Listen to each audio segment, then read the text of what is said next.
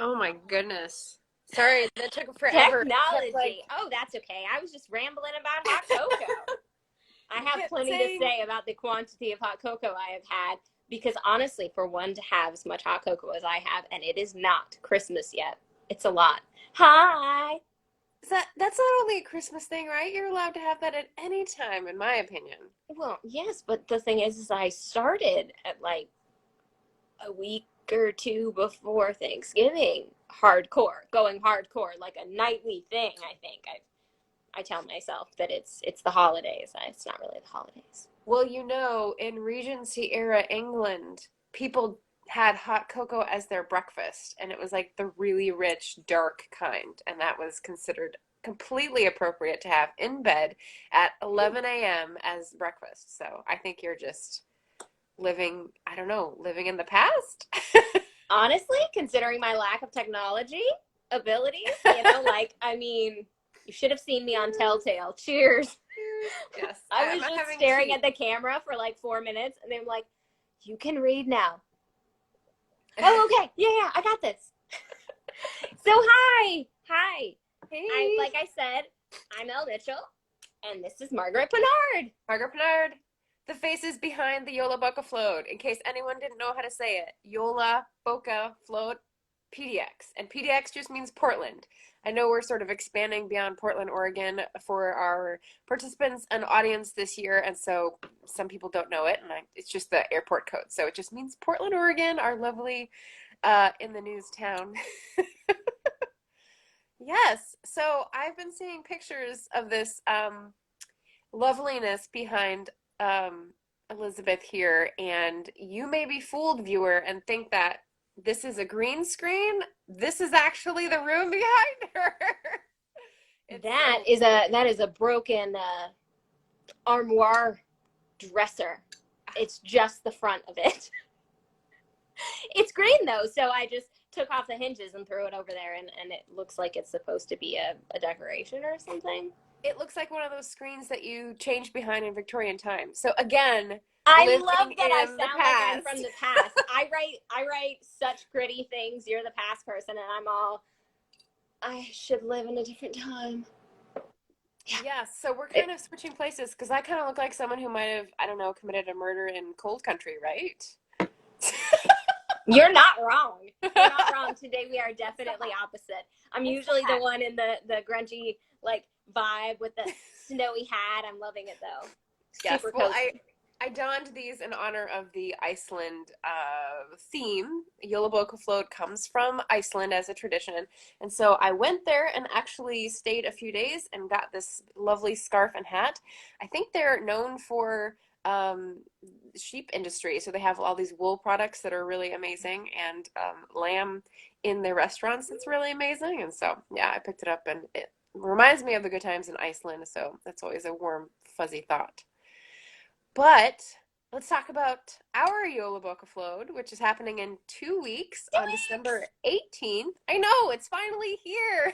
And honestly, it's like yesterday was January, and now it's Yeah, 2 weeks away, which is I both know. exciting and terrifying. Right. It's like the wormhole of the pandemic thinking. Like it kind of lasts forever, but it also kind of like went, where did that time go? But oh yeah, now I remember all that stuff I was doing to ignore what was happening. Prepping for this mostly. Yeah, pretty much. It keeps you sane, right? Doing something productive with your hands. But yeah. So what have we got coming up for Yola Book Float? Oh my gosh. Okay, so first off, we have a kickoff event on Friday the 18th. And Yes. it is so cool. So we are just going to be gabbing kind of like this, only there's a reason you want to tune in other than the fact that we're just fabulous and worth gabbing with. Giveaways! Some of our best panelists, and by that I mean all of our panelists are great, let's be serious, but some of them are donating books to give to you guys. And so we're going to tell you about how to get those books because each person's going to be hosting their giveaway a little bit differently. So we're going to tune into us and we're going to tell you about each and every one of them and probably going to tell you about all the people's books. Let's be serious. We don't need to discriminate. life is awesome and you want to hear about all the books, right? I mean, that's the whole purpose of this, not just the ones that are giving books away. Because you Right. never know. They might give a Yes. book away for January. Yes. We've got discovery in our sights, right? Yes. So one of the things I was talking about on A Mighty Blaze was that the sort of service and the opportunity, the offering that we're giving to people, our gift to you this Christmas, is the ability to discover these great indie authors. So we're both indie authors, and we recognize that it's hard to raise your voice in such a noisy environment. And so this is like giving a platform to people who wouldn't have a public space to do this together, and making it virtual makes it easier for us to reach more people. So we thought if we have, a community that can come together around an event, that is a great thing. So we're helping these authors that are mostly from the Northwest, but we've also got guests. So if we have panels and we have more than one person, they were free to invite friends from other regions. We did make that exception. And so, yeah, hopefully it'll just help people to know, discover some more books that they would like to read. What type of books do you like to read, Elizabeth? So, of course, I'm going to say suspense and horror first. That's why I write it. But, I mean, urban fantasy, paranormal romance, huge soft spot. I mean, erotica, holler at your girl. I mean, I know that sounds really cheesy coming from me, but a good erotica, I'm all in. I love historical fiction. If you haven't, this girl, oh my God, she writes incredible books. And I'm not fluffing her because we're friends. I'm actually not very good at fluffing friends. Normally, I'm pretty bad at it. I'm like, they're great. She's fantastic. I don't read nonfiction a lot, though I kind of wish I did. It's just there's so much fiction I'm catching up on because I didn't read for like 2 years. I got really swept up in writing and I was really bad at multitasking. So now I'm just trying to catch up. But I don't know. Hand me a good book and I'll read it, honestly. What about you? Good. Well, same as you, I write what I read most, right? So for me, it's historical fiction, but this year it's been a bigger focus on nonfiction. So we were pretty complementary here. Nonfiction, especially in areas of growth for me, in terms of like things I don't know about, in terms of race and gender and history parts that I have not learned about in school at all. So sort of catching up on that is my priority this year. So. I love that. Yeah, yes. And some of the talks that we have coming up are going to help us do that.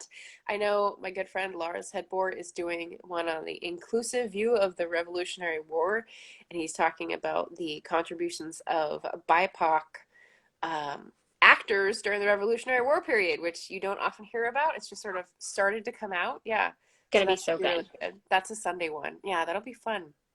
So yeah, so panels, giveaways, kickoff is Friday the 18th, but our panels are going on December 19th and 20th. 15 of them. We have Yes, 15. over the weekend. So definitely check out our YouTube channel, which is where they will all be broadcast, because then you can say, watch later, and it will pop up on your screen so that you don't forget and go, oh. But if you do forget and go, oh, you can always go back and watch it later. But it's more fun to be live because then you can chat with us, right? And we can Yep. respond and put your comments up on the screen and sort of highlight you as well if you have a very clever comment, which is always fun. So Right? come correct with clever comments, honestly. I'm correct. It Oh, where'd you steal that from? was a movie. It's Mm. kind of like Chocolate Wasted. It's one of those things where I don't remember where it came from. I know that it's a movie. I remember I can see the face, but I don't know. It just stuck, and I'm like, that's adorable. Nice. Yeah. Good, good. Um, speaking of adorable, the one other topic I wanted to just gab about in this conversation was Christmas cookies. We Mm. don't get to do our cookie swaps. So for anyone out there who's thinking, well, I would love a hygge and cozy vibe like Jolabokaflod offers, how are we going to do that in our own homes? So cookies, that's like I have cookie parties. So this is one of those, yet again another loss, but I mean I like to live more and care for my friends more than I would like to have people over for cookies. So I'm going to do basically what I do for cookie parties, only I'm hopefully going to remember half the recipes. If not, you know, Okay. oh well. There's going to be gingerbread and sugar cookies, and I make cream cheese icing, and I make a lot of it. And I make 15 different colors so that I can decorate it while I'm watching, 15? romantic. Yes, Did you make seriously. 15 last time? Because I remember you made them and they were good, but I only remember like four colors. Like, Yeah, so the reason I made four is because, dear watcher, I was on my seventh hour of up and down. I'm disabled. So I was on the up and down day of, okay, I'm going to make a chess pie. I'm going to make snowdrops. I'm going to make this cookie. And, well, being that I don't have a party, I'm going to be able to spread it out. nice. So I Nice. can make all the colors. And That's fun. I That's make a lot of pastels colors. because I'm allergic to food coloring. So I just use one drop and I'm going to be able to have all the colors. It's going to be really exciting. But definitely chocolate chess, apple guts, which is what I call like the apple pie. I make apple pie filling with like a sugar cookie on top. Oh, Very yummy. So yeah, I don't know. I've got all the stuff. We're doing Christmas dinner differently. We're having schnitzel. ooh. So Schnitzel is pork that's like pounded and then and breaded, breaded. or Mm-hmm. okay. Yep. And we're gonna make the white cream sauce and have spatzel and Spatzel. he I love me wants. some spatzel. I think we're also probably gonna have green bean casserole, which I know super makes sense with it. Just roll with it. Um, American. What are you gonna do? but yeah. So what about you? What are your Christmas cookie and food plans gonna look like? Well, so here's the thing. We were talking about molasses earlier, and Mm. if I was home in Portland, I've inherited that gene where you think you don't have something, so you buy another one at the store, and then you come home and you go, "Oh shit, I still have a whole container of this, and now I have two." So I did that with molasses. So I've been making molasses spice cookies all year, but I'm not there anymore. I'm in California with my parents for the month for the holidays, and so they have a variety of things. As I said, it's an inherited trait, so I'm sure I can find something to use up in their pantry as well. Right. Um, but there's a few things we like. My mom likes to do some of the things that are her family recipes. There's a Polish cookie that her aunt used to make. There's stollen that's in my dad's family, but she makes it, and she's not satisfied with the marzipan stollen from Trader Joe's. She does not like marzipan, so it's like the non-almond paste version. Um, and I'm not a big fan of it, so it's like no big deal to me, but whatever. Um, and then we do something called surprise meringues, which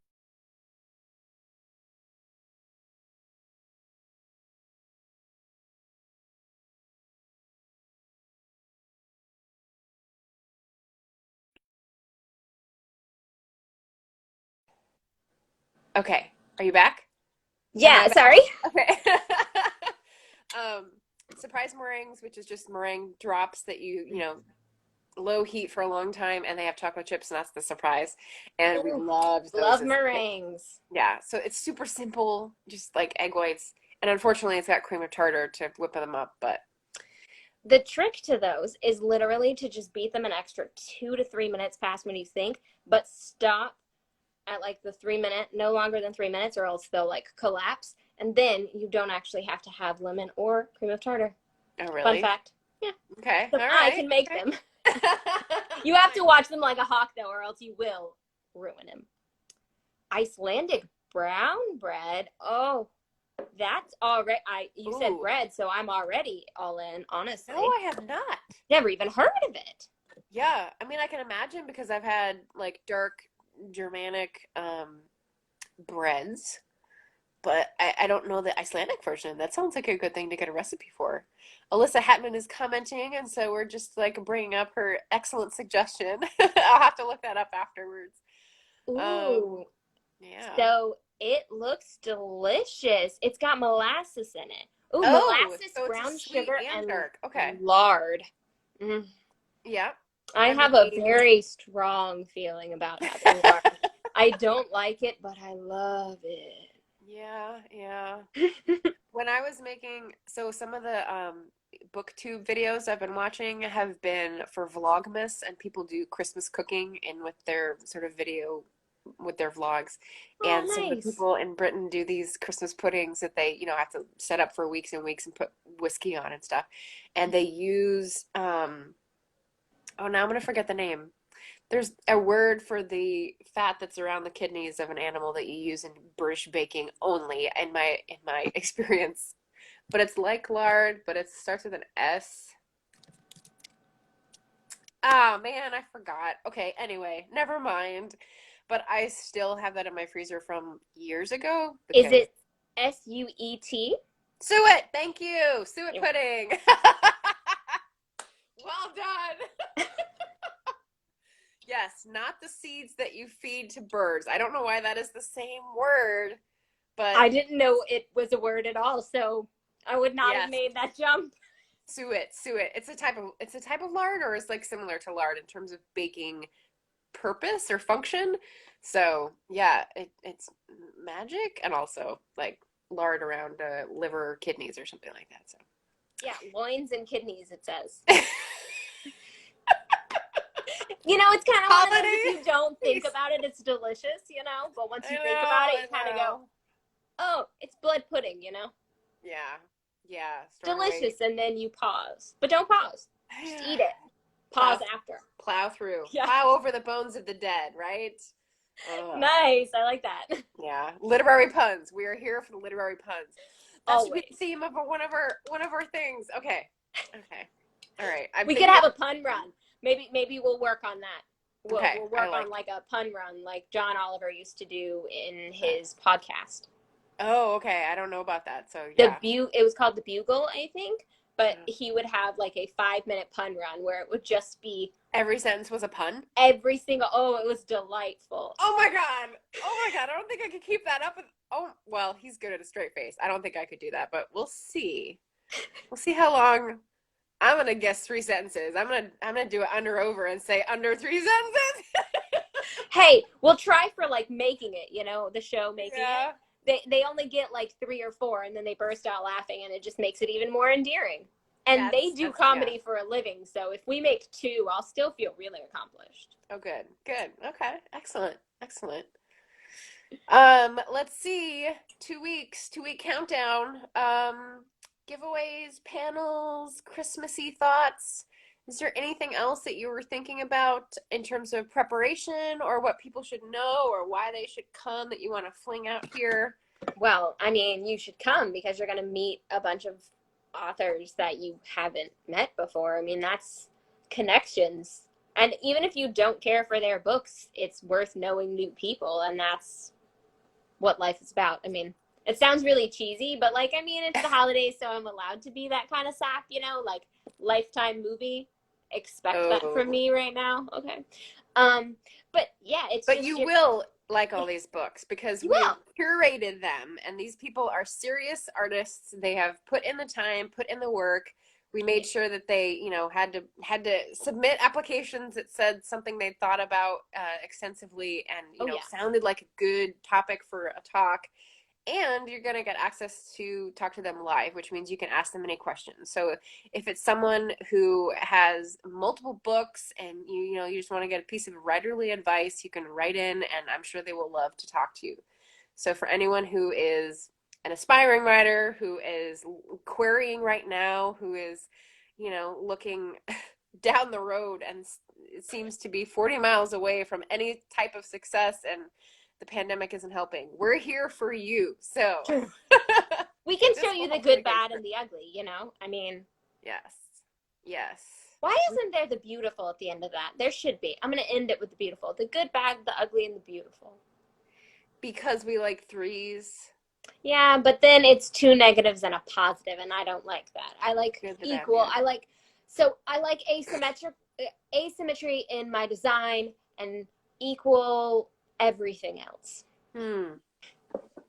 I don't do that. When I do series, I tend to like 3 because then you can use the Oxford comma. Oh, okay. In that case, yes, I guess you're right. In writing, I love me an Oxford comma, and I will Yes. fight an editor that tells me I don't need an Oxford comma. Well, that's a bad editor, so you need to get a new one. Oh, my editor doesn't. My Oh, yeah. previous one did. No, my current one is like, she'll point out if I didn't have one, and I might have to fight her on that I didn't need one in this second. Oh, See, and you'll good stuff. definitely get conversations like that in amongst the regular like content that we're going to be talking about, which I guess we can give you a quick overview.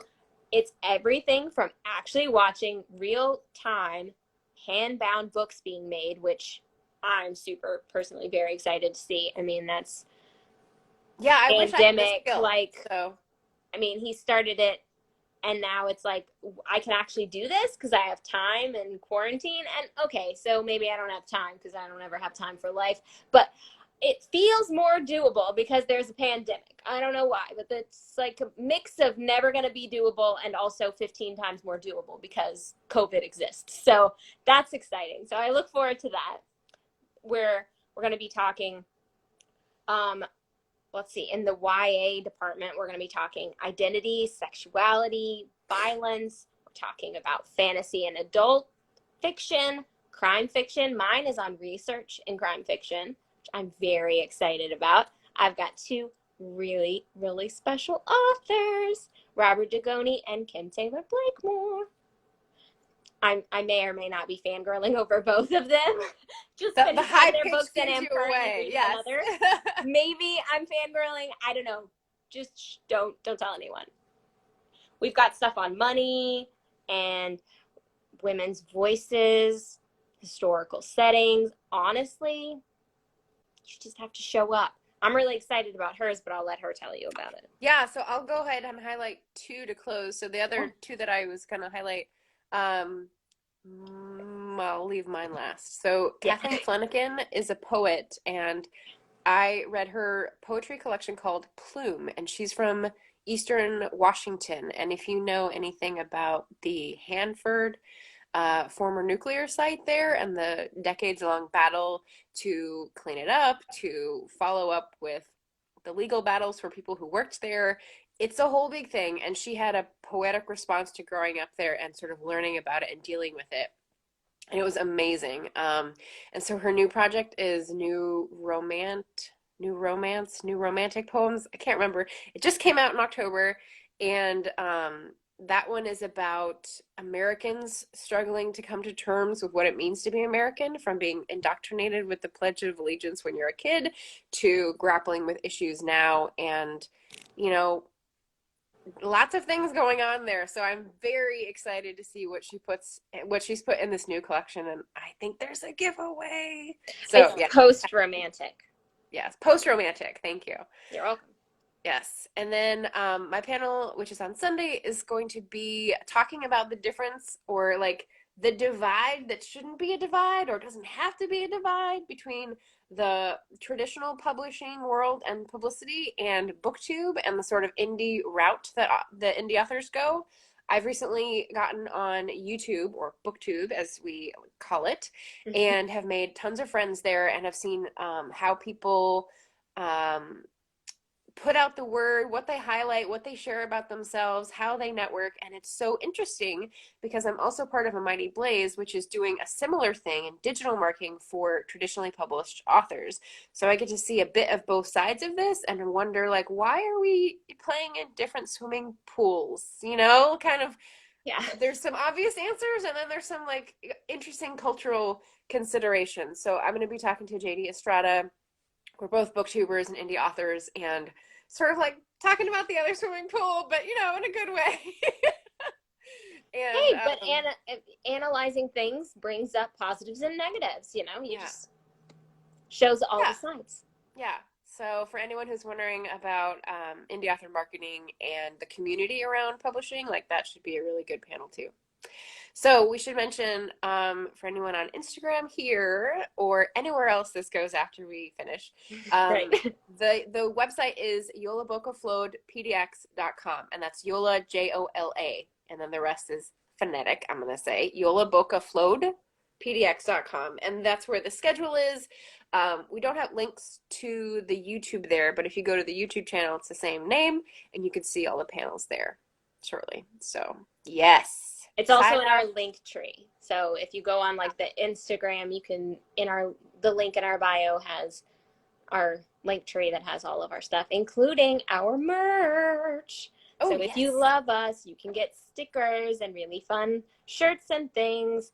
Yay. I know. I have a shirt. I'm not wearing it because it's in the wash because I've already worn it a bunch. It's comfortable. It's from Yeah. Redbubble and it's super cute. And I won't plug us anymore. I'm just saying it's there.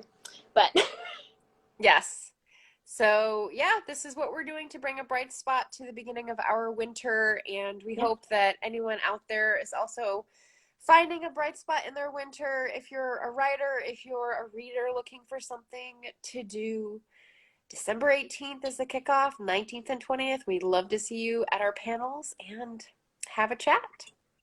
we'll Yay! see you then, guys. All right. Thank you See you for later. joining us, Alyssa. It was good seeing you. Melissa. Night.